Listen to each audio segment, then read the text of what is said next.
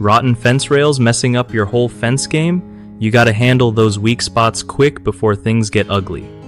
So, first off, always keep an eye on your fence rails, especially after rainy seasons or super humid times, because that's when wood starts to rot.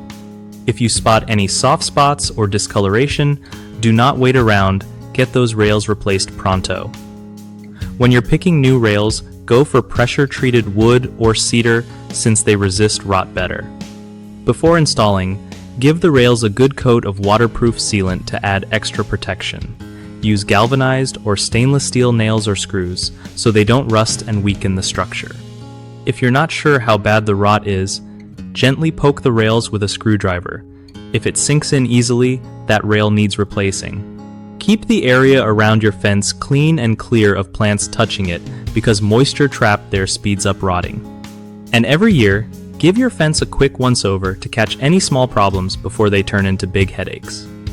One of the biggest mistakes people make with rotten fence rails is ignoring early signs of rot until the whole thing starts falling apart. Don't do that because replacing more wood costs way more money and time. Another common slip-up is using regular wood that isn't treated for outdoor use, which just invites rot and pests fast. Always pick the right materials for your climate.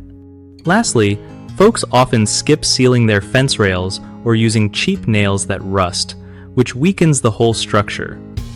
Always seal the wood and use quality hardware to keep everything solid longer.